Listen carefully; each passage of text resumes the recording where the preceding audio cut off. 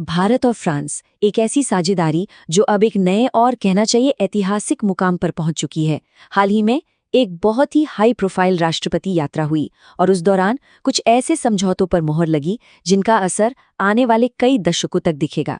तो चलिए आज इसी महत्वपूर्ण गठबंधन की परतों को एक एक करके खोलते हैं। तो इस पूरी कहानी के दिल में है एक नंबर, एक ऐसा आंकड़ा जो किसी के भी होश उड़ा दे। लगभग 39 अरब डॉलर। जी हाँ, 39 बिलियन डॉलर्स। सोचिए जरा कितनी बड़ी रकम है ये। पर सवाल ये है कि आखिर ये चौंका देने वाली रकम है किस लिए? ये कीमत है 114 बिल्कुल नए, एकदम state of the art Rafale लड़ाकू जेट्स की। और सुनिए, ये सिर्फ एक और डील नहीं है, बल्कि ये भारत के रक्षा इतिहास के सबसे बड़े सौदों में से एक है और यही हमारे आज के विश्लेषण का केंद्र बिंदु भी है। देखिए, इतनी बड़ी डील कोई रातों रात तो होते नहीं है। इसकी नींव रखी गई थी फ्रांसीसी राष्ट्रपति इमैनुअल मैक्रों की भारत यात्रा के दौरान। उसी विजिट ने इसके लिए पूरा मंच तैयार किया। फरवरी 2026 का वो हफ्ता काफी एक्शन से भरा हुआ था। मुंबई में प्रधानमंत्री मोदी से मुलाकात से लेकर नई दिल्ली के एआई इम्पैक्ट समिट तक हर कदम पर इस बड़ी साझेदारी की जमीन तैयार हो रही थी। मतलब ये सिर्फ हाथ मिलाना और तस्वीरें खिंचवाना नहीं था, ये ठोस नतीजों वाली डिप्लोमेसी थी जो काम कर रही थी।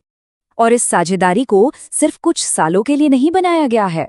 इसका एक बहुत ही महत्वाकांक्षी नाम और लक्ष्य है होराइजन 2047 रोड मैप।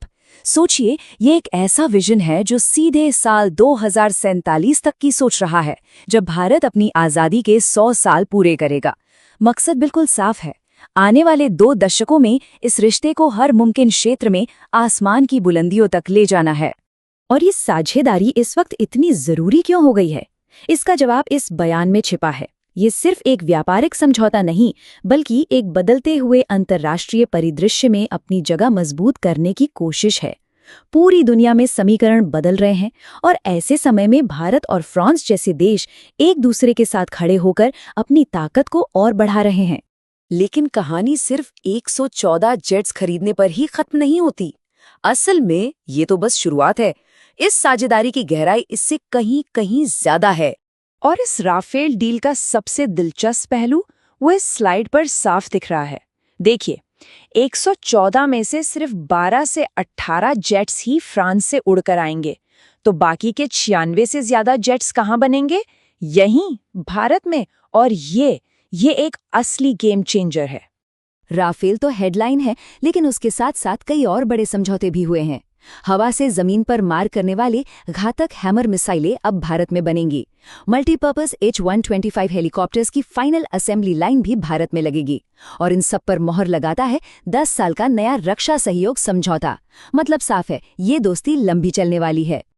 अच्छा, इन सब समझौतों का असली मतलब क्या है? इसका सबसे बड़ा फायदा भारत की अपनी इंडस्ट्री को मिलने वाला है। यानी कि मेक इन इंडिया को एक जबरदस्त, एक बहुत बड़ा बूस्ट मिलने वाला है। ये स्लाइड साफ साफ दिखाती है कि कैसे 96 राफेल जेट्स का भारत में बनना। इसका मतलब है कि डसोल्ट रिलायंस पार्टनरशिप के तहत एक पूरा नया इकोसिस्टम तैयार होगा। टेक्नोलॉजी का ट्रांसफर होगा, जिससे हम सिर्फ असेंबल नहीं करेंगे, बल्कि मिसाइल और हेलीकॉप्टर बनाना सीखेंगे। और इसका सीधा असर, हजारों नई स्किल्ड नौकरियां पैदा होंगी। और बात सिर्फ बनाने तक ही नहीं रुकेगी। इन हाईटेक मशीनों का रखरखाव, मरम्मत और ओवरहॉल, जिसे MRO कहते हैं, वो सब भी अब भारत में ही होगा। इसका मतलब है कि हमें हर छोटे मोटे काम के लिए इन्हें वापस फ्रांस नहीं भेजना पड़ेगा।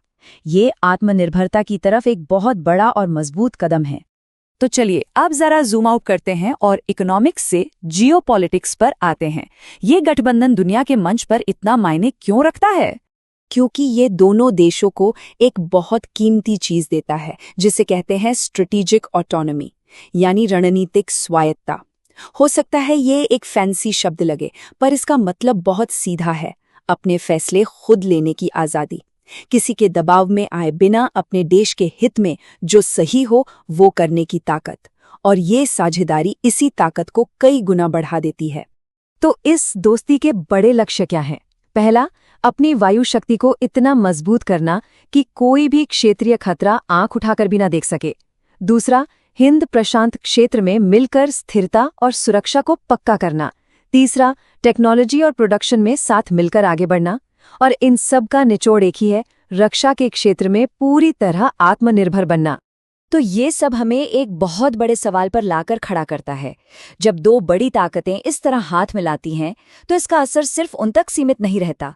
सवाल ये है कि ये गहराता भारत फ्रांस गठबंधन हिंद प्रशांत और पूरी दुनिया के भविष्य को किस तरह से बदलेगा, इसका जवाब तो वक्त ही देगा और हम सब उसे अपनी आंखों से देखेंगे।